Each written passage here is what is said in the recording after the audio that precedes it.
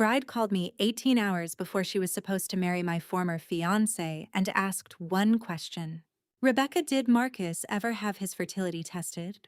I was standing in my kitchen with a lunchbox open in front of me and 3 identical purple water bottles lined up beside it. My daughters were arguing in the next room about which one of them had stolen the silver marker. My husband Samuel was at the sink cutting strawberries into the tiny heart shapes the girls insisted tasted better. For several seconds, I could not speak. 12 years earlier, Marcus Caldwell had ended our engagement in the parking garage of a fertility clinic. He had looked at the ring on my hand, then at the folded laboratory report in his own, and told me he could not marry a woman who might never give him children. His mother later called to say that a woman who could not continue the Caldwell family line did not have much value in her son's future. Now I was 43 years old, married to a man who had held my hand through an emergency delivery, and raising 3 8-year-old girls who had entered the world 2 minutes apart. But the woman on the phone did not know that. All she knew was that Marcus had refused to repeat a simple test while asking her to undergo months of painful procedures. She had found an old fertility clinic receipt hidden inside a tax folder. When she questioned him, he told her the appointment had been for me. He said I had lied about my diagnosis, blamed him for my infertility, and disappeared after he bravely ended a toxic relationship. Then she found my name. Her voice shook when she said, "I'm getting married tomorrow. I need to know whether I'm about to marry a liar." I looked through the doorway at my daughters. Lila was waving the silver marker like evidence in a courtroom. Rose had both hands on her hips. Emma, who had probably taken it, was sitting beneath the table pretending to read. For years I had imagined Marcus seeing them. In the ugliest versions of that fantasy, I wanted his face to collapse. I wanted him to understand that the future he had said I could never have was running through my house in mismatched socks. But revenge fantasies are clean because no one real has to live inside them. This was not a fantasy. There was another woman on the phone one day from making promises to the man who had taught me to hate my own body. So I asked her, "What is your name?" "Paige Holloway." "And where are you?" "The Ashford Hotel in Charleston." I closed my eyes. The Ashford was where Marcus and I had planned to hold our reception. After he left me, his mother had kept the reservation long enough to fight me over the deposit, then moved one of her charity galas into the ballroom. Of course he had chosen it again. Paige whispered, "Please. I don't want gossip. I don't want revenge. I only want the truth." I knew that sentence. I had once said it to people who preferred a comfortable lie. I told her I would call her back. When I ended the call, Samuel dried his hands and waited. He never rushed me when my past entered a room. He had learned that some memories needed space before they could be named. I told him everything. He listened without interrupting, then asked, "What do you have that belongs to your story?" Not Marcus's private records, not rumors, not assumptions. My story. I had the medical summary that had been given to both of us. I had messages Marcus sent after the appointment. I had a voicemail from his mother that I had kept for reasons I did not understand until that moment. I had the attorney's file from the fight over our wedding deposits. And I had the truth of what happened in that parking garage. Samuel placed the knife beside the cutting board. "You don't owe him silence," he said. "I also don't want my daughters used as proof that I won." "They aren't proof of anything," he said. "They're children. You were worthy before them." That was why I loved him. Not because he had helped me become a mother, because he had never once treated motherhood as the receipt for my value. I called Paige back and agreed to meet her that evening in the hotel cafe. I told her I would answer only what I knew firsthand. I told her I would not come to stop a wedding. That decision had to be hers. She said, "That's more honesty than I've had in 6 months." The next evening, when Marcus walked into the Ashford lobby and saw me standing beside 3 dark-haired little girls, all wearing yellow raincoats, the color left his face. But it was not the sight of my daughters that ended his wedding. It was one sentence from a medical note he had spent 12 years pretending did not exist. To understand why I have to take you back to the morning, I first learned how easily fear can be dressed as certainty. Marcus and I had been together for 6 years when we began trying to have a baby. We were engaged, living in a narrow brick townhouse outside Baltimore, and choosing between two September wedding dates. I worked as a preservation architect. Marcus managed regional sales for a medical equipment company. From the outside, we looked settled. For the first 6 months, trying to conceive felt hopeful. I bought prenatal vitamins. Marcus joked about names. His mother, Evelyn, began mailing me articles about preparing the body for motherhood, usually with sections highlighted in yellow. By month 9, hope had become arithmetic. Cycle days, temperature charts, appointment dates. The exact number of minutes I was supposed to remain lying still after sex, even though the doctor later told me that made no difference. By month 14, every period felt like a private failure. Marcus did not say much at first. He would kiss my forehead and tell me we had time. Then Evelyn began asking questions at Sunday dinner. "Are you sure you're tracking correctly? Women in our family conceive easily." Marcus was nearly 10 pounds, strong from the beginning. She never asked whether her son had been tested. Neither did I. That is one of the hardest things to admit. I was educated. I designed buildings that had survived wars and floods. I knew how to read engineering reports and challenge contractors twice my age. Yet inside that relationship, I had been trained to assume that any problem involving our future probably lived inside me. When our primary doctor referred us to a reproductive endocrinologist, Marcus complained about the cost but agreed to go. The clinic ordered blood work imaging and semen analysis. I underwent an ultrasound while a technician counted follicles in silence. I had dye pushed through my fallopian tubes while Marcus sat in the waiting room answering emails. His test required a private room and a plastic cup. For days afterward, he acted as though our sacrifices had been equal. At the results appointment, Dr. Helen Morris spoke carefully. My ovarian reserve was lower than expected for 31, but I was still ovulating. My tubes were open. My uterus looked normal. Natural conception might be more difficult, she said, not impossible. Then she turned toward Marcus. His initial sample showed reduced motility and an abnormal concentration.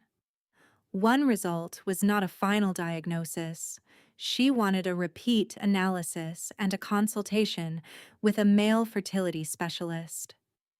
Infection medication, heat exposure, stress, and other temporary factors could affect the numbers. Marcus went very still. I reached for his hand beneath the table. He pulled it away. Dr. Morris continued explaining options.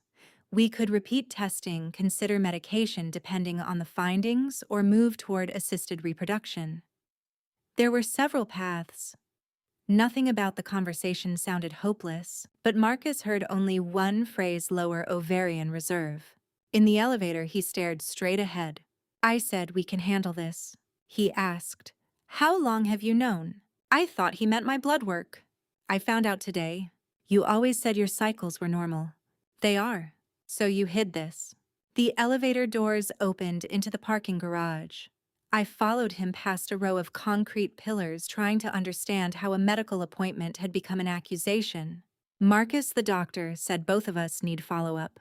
He turned so sharply that I almost walked into him. My result was probably stress, and mine might still allow us to conceive naturally. That's not what she said. It is exactly what she said. He laughed once without humor. You hear what you want to hear? Then he took the folded visit summary from his jacket. I saw his thumb covering the lower section of the page. At the time, I did not understand why. He pointed to the line about diminished ovarian reserve. This is the issue, Rebecca. No, it is one issue. My family wants children, so do I. That isn't the same as being able to have them. The words struck harder than I expected. Not because they were medically accurate. They were not. They hurt because he said them with relief. He had found somewhere to place his fear. I stood beneath fluorescent lights with cars moving around us and asked the man I planned to marry whether he was ending our engagement over one appointment. He said I'm being realistic. I reminded him of the house we had chosen, the wedding invitations, the years together, the promises he had made when my father was sick. He said those promises assumed a normal future. I remember the sound of a cart rattling across the garage. I remember a woman in blue scrubs walking past us and looking away. I remember clutching my purse against my stomach as if I could protect the part of me he had just declared defective. "What about your result?" I asked. His face changed. "Do not try to humiliate me because you're upset." "I'm not humiliating you," the doctor said. "My numbers were affected by stress. Yours are age-related, permanent." That is not what she said. My mother warned me this might happen. That was the moment I understood Evelyn had already been included in a conversation I had not known was happening. He removed the engagement ring from my finger himself. I was too stunned to stop him. He slid it into his pocket and said, "I need space." Then he drove away and left me in the fertility clinic parking garage with the wedding binders still on the passenger seat of my car. I sat in my car for nearly 2 hours. At first, I did not cry. I kept rereading the appointment summary, but the lower portion of the second page was missing. Marcus had taken the original packet. The copy in my hand contained my laboratory values and the treatment overview, but not the detailed recommendation regarding his repeat analysis. I called him 11 times. He did not answer. At 8 that evening, Evelyn called me. Her voice was calm, almost ceremonial. "Marcus told me what the doctor found." I said, "Did he tell you about his results?" There was a pause so small I might have missed it if I had not spent 6 years learning the rhythm of that family. "Men's tests fluctuate," she said. "The important issue is that you misrepresented your ability to give him a family."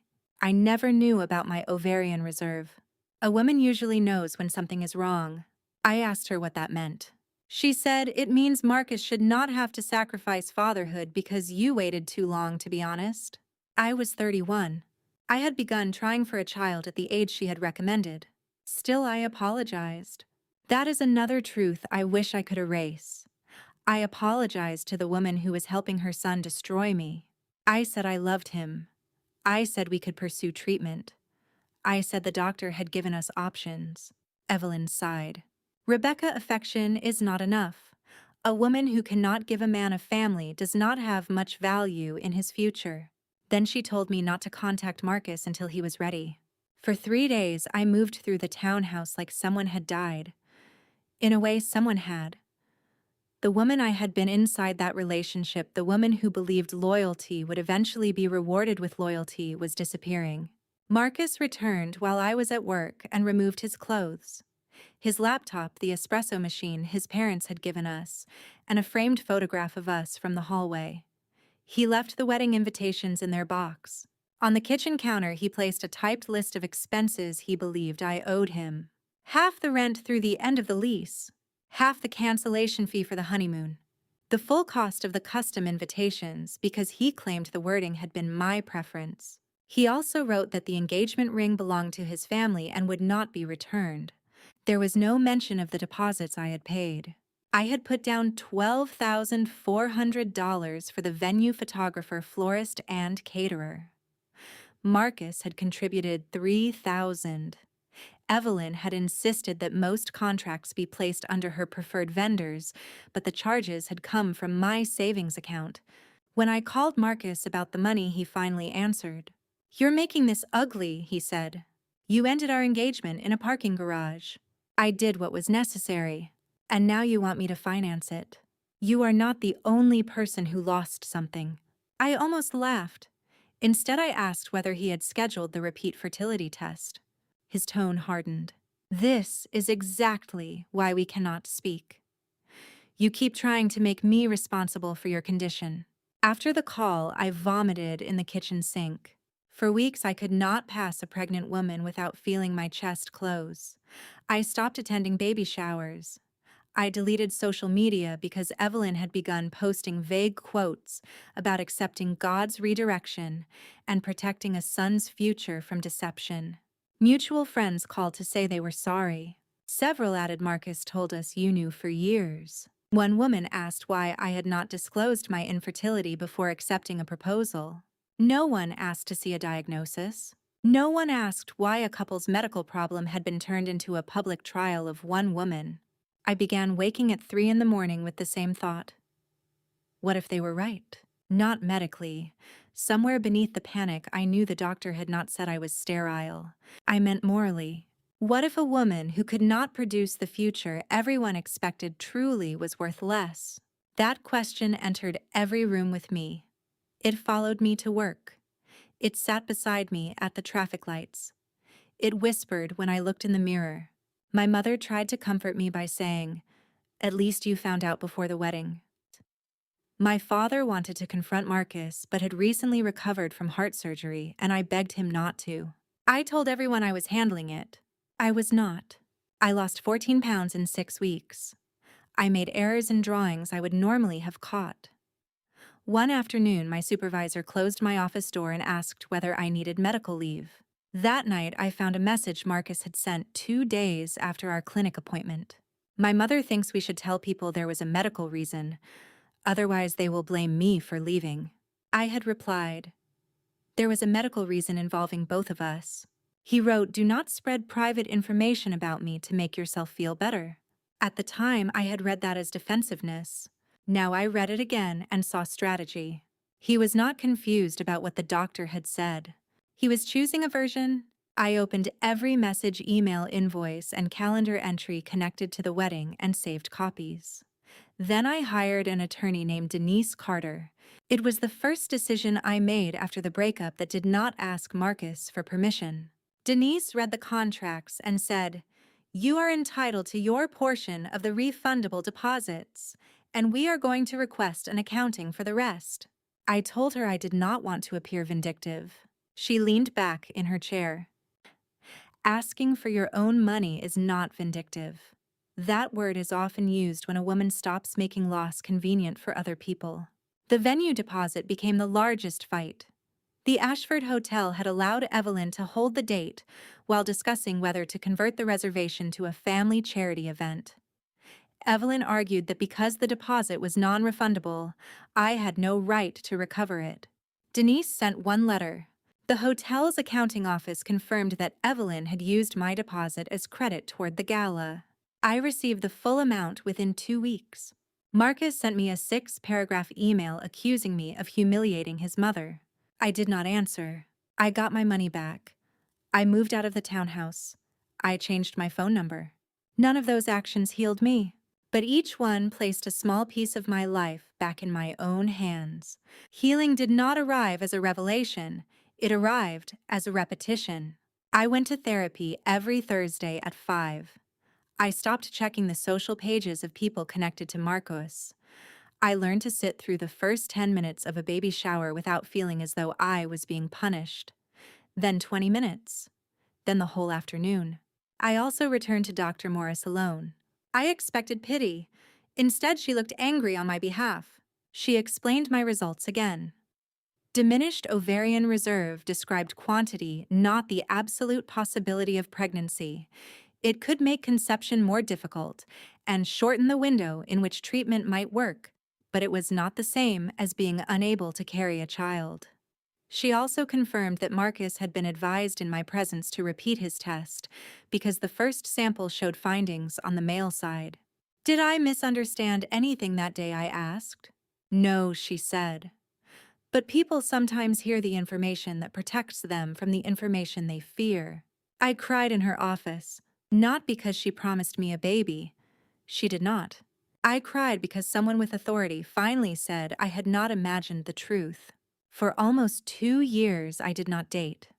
I accepted a position leading the restoration of 3 historic schools, bought a small house with blue shutters, and adopted an elderly beagle named Winston, who snored like a chainsaw. Then I met Samuel Ortiz at a community meeting. He was an assistant principal at one of the schools my firm had been hired to renovate. The first time we spoke, he challenged my proposal for temporary classroom placement because it would have forced students with mobility issues to cross an uncovered courtyard in winter. He was right. I disliked him for 9 minutes. Then he offered to help redesign the schedule, and by the end of the meeting, we were arguing over coffee about whether old buildings should be preserved exactly as they were or adapted to serve the people using them now. History matters, I said. So does not making a 12-year-old climb 40 stairs, he replied. 3 weeks later, he asked me to dinner. On our fourth date, I told him about Marcus.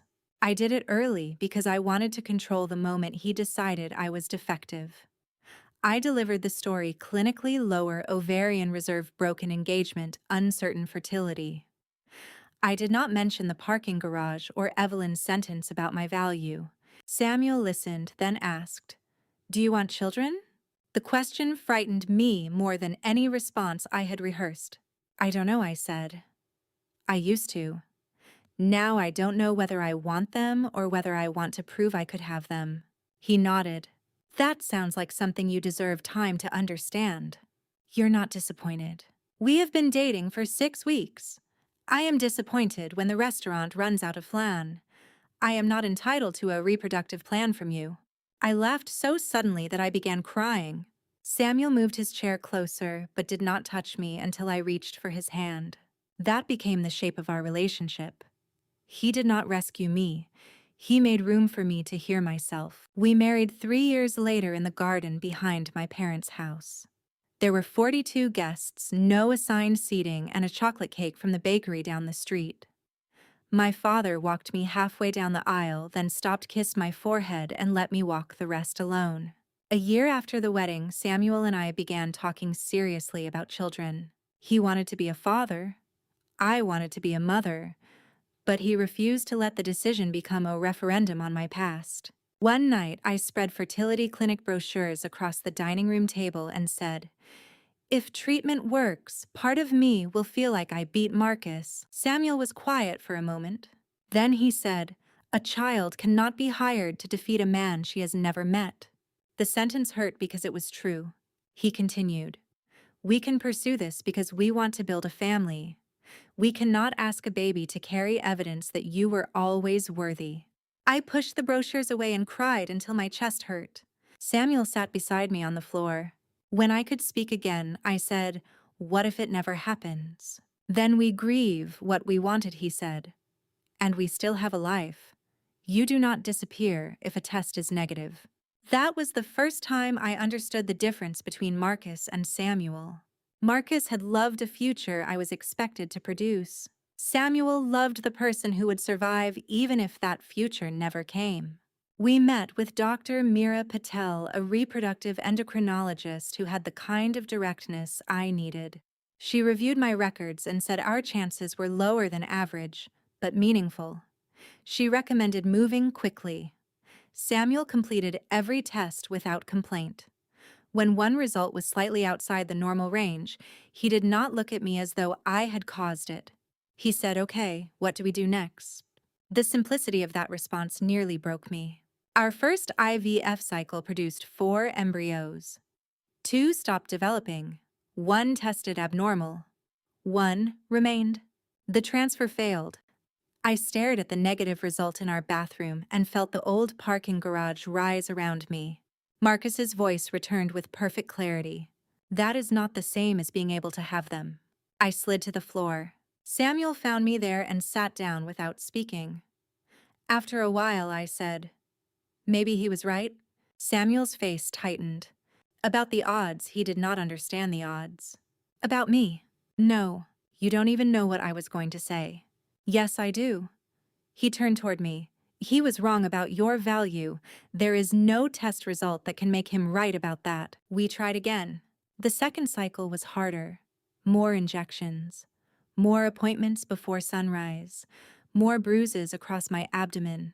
My body felt like a workplace everyone was evaluating. 3 embryos reached the stage for transfer. Dr. Patel recommended transferring 2 because of my age and history. Samuel and I understood the possibility of multiples. We also understood that one or both might not implant. 2 weeks later, the blood test was positive. At the first ultrasound, Dr. Patel stared at the screen for several seconds. I stopped breathing. She pointed to one dark circle, then another. 2 gestational sacs. Samuel squeezed my hand. Then she moved the wand and frowned. Inside the second sac were 2 heartbeats. One embryo had split. Triplets. I laughed. Samuel cried. Dr. Patel immediately began explaining the risks. For one suspended moment, all 3 truths existed together. Joy, fear, and the knowledge that nothing about this pregnancy would be simple. I spent the first trimester terrified that happiness would punish me for trusting it. Every appointment began with the same silent count. 1 heartbeat, 2, 3. I did not buy baby clothes. I did not choose names. When my mother brought home 3 tiny knitted hats from a church sale, I put them in the back of a closet because hope still felt like evidence that could be used against me. Samuel painted the nursery anyway. Not pink, not blue. A warm yellow, he said, looked like morning. At 24 weeks, my blood pressure began climbing. At 28, I was placed on modified bed rest. By 31 weeks, my ankles were so swollen that Samuel cut the elastic from my socks. I woke one night with a headache that felt like a metal band tightening around my skull. At the hospital, the numbers on the monitor made the nurse move quickly. Severe preeclampsia. The babies needed more time. My body was running out of it. For 36 hours, doctors tried to stabilize me long enough for steroid injections to help their lungs. Samuel sat beside my bed reading the same page of a mystery novel over and over because neither of us could absorb words. At 3:17 in the morning, the fetal monitor changed. People entered the room all at once. A doctor said, "We need to deliver now." I remember signing a consent form with a hand that would not stop shaking. I remember Samuel in blue surgical clothing, his eyes visible above a mask. I remember asking whether the babies would live. No one promised me anything. The operating room was too bright. Pressure replaced pain. Voices called out numbers I could not understand. Then I heard a sound like a kitten crying. "Baby A," someone said. A second cry. "Baby B." Silence. I turned my head as far as I could. "Where is the third one?" Samuel stood halfway from his chair. Then a smaller sound came from across the room. "Baby C." Lila weighed 3 pounds 11 ounces. Rose weighed 3 pounds 6. Emma, the smallest, weighed 2 pounds 14. I saw each of them for less than a minute before they were taken to the neonatal intensive care unit. Then my blood pressure crashed. The next memory I have is waking in a recovery room without Samuel beside me. My throat hurt. My abdomen felt as though it had been split by fire. A nurse told me the babies were alive and Samuel was with them. I asked whether I could see them. Not yet. Those 2 words undid me. After everything, I had become a mother and could not reach my children. For the next day, magnesium medication made the room swim. Photographs arrived on Samuel's phone, 3 tiny faces beneath plastic tubing, 3 hands no larger than the top joint of my thumb. He held the screen over my bed and said their names. Lila June Ortiz. Rose Evelyn Ortiz, named for Samuel's grandmother, not Marcus's mother. Emma Claire Ortiz. I began to cry when I heard my own name. Samuel said she needed something strong. 2 days later, a nurse wheeled me into the NICU. I was afraid to touch them. They looked too fragile for the world. Their ribs moved beneath translucent skin. Machines measured everything I could not control. The nurse placed my hand through the incubator opening and guided one finger beneath Lila's palm. She closed her hand around me. I did not think of Marcus. That surprised me. For years, I had imagined motherhood as the argument that would finally defeat him. But in that room, there was no argument. There was only a child fighting to breathe and the unbearable privilege of being allowed to stand beside her. The girls remained in the hospital for 6 weeks. Emma stopped breathing twice during feedings. Rose needed oxygen longer than expected. Lila developed an infection that sent us back into terror after we had begun to relax. Samuel and I learned to celebrate ounces. We learned how to sleep in chairs. We learned that love could be vast and still feel helpless. When all three finally came home, I stood in the yellow nursery while afternoon light moved across their cribs and understood something I wish I had understood at 31. Their existence did not prove that Marcus had lied about my worth. He had lied about my worth before any of them existed. If treatment had failed, he still would have been cruel. If I had never become a mother, Evelyn's sentence still would have been wrong. The girls were not a verdict. They were people. That realization did more to free me than the pregnancy itself. Years passed. Samuel became principal of the school we had restored. I opened my own small architecture practice. The girls grew from premature infants into loud, opinionated children who turned every quiet room into a negotiation. Marcus became a story I rarely told. I heard through mutual friends that he had moved to Atlanta, then Charlotte. He married no one. Evelyn continued posting photographs from fundraisers and writing captions about legacy. Once, when the girls were 4, I saw Marcus at an airport. He was boarding another flight. I was kneeling on the floor tying Emma's shoe while Lila and Rose argued over a stuffed giraffe. He recognized me.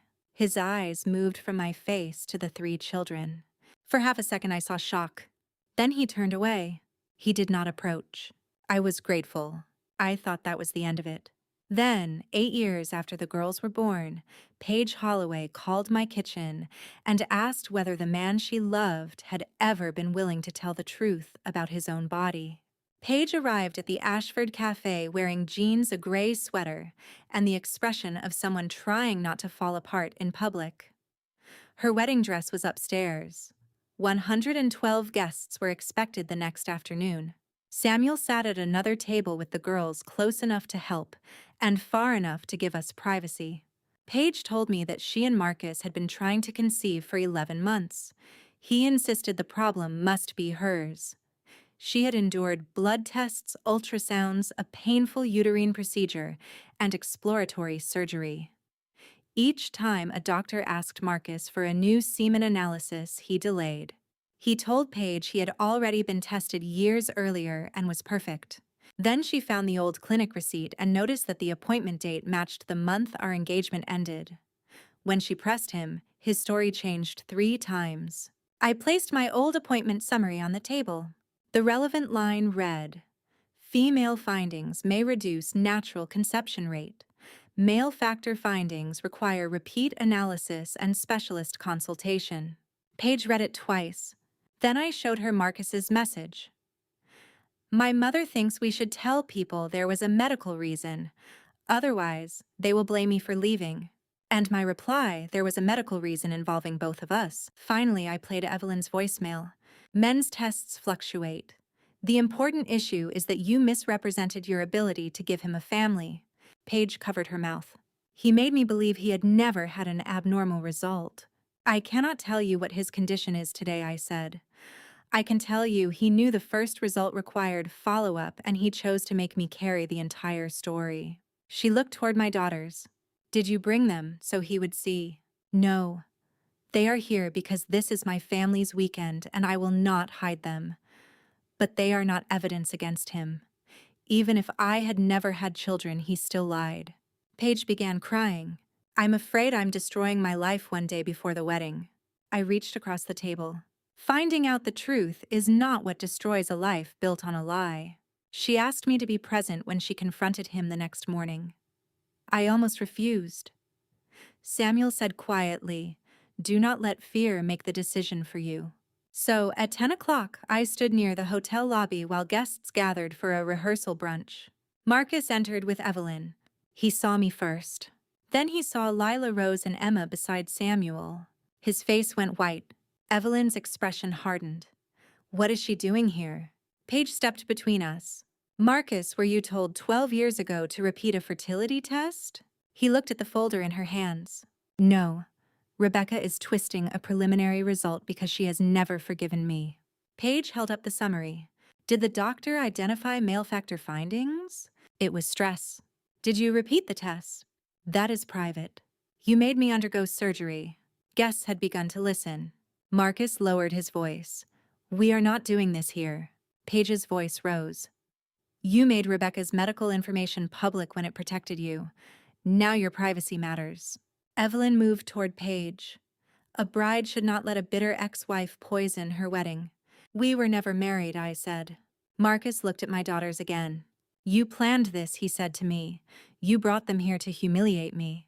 Something inside me became completely still.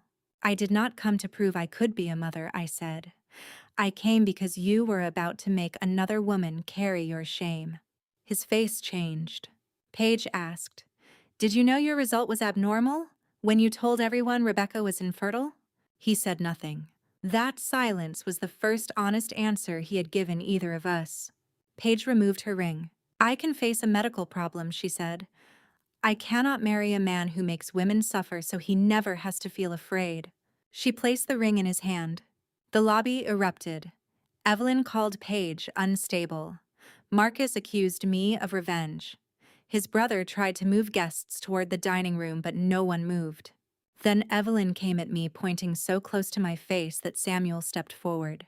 You ruined both of my son's chances at a family. She caught her heel on the edge of a rug. I reached out and caught her arm before she fell. For 1 second we stood inches apart. I will not let you fall, I said. But that does not mean I will let you hurt me again. I released her only when she was steady. Marcus said, You think those children make you better than us? No, I said. They taught me I never needed to be better than you. I only needed to stop believing you. Paige walked upstairs and canceled the ceremony. Samuel took my hand. The girls asked why everyone was shouting. I told them an adult had finally told the truth before making a very important promise. We left the hotel together. 3 months later, Paige wrote to me. Marcus had admitted that a later specialist had confirmed a significant male factor issue years ago. He had hidden it because Evelyn insisted the Caldwell name could not be associated with weakness. Paige had moved out and begun therapy. She thanked me for giving her facts without demanding a particular decision. Marcus sent one message. You destroyed my life. I answered once. The truth reached a life you built on my silence. Then I blocked him. I did not feel victorious. I felt tired, then light. That evening, my daughters were doing homework at the kitchen table. Emma asked why I was crying. I said because I carried something for a long time that never belonged to me. What was it, she asked. Someone else's shame. She considered that, then pushed a purple marker toward me. You can leave it here. So I did.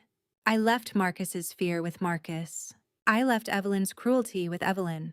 And I kept the life that was mine, not because motherhood proved my value, not because a canceled wedding punished the people who hurt me, but because I finally understood that truth does not ask permission from those who benefit from silence. For 12 years they had told me my body had ruined my future. The truth was simpler. My body had never been the thing that was broken.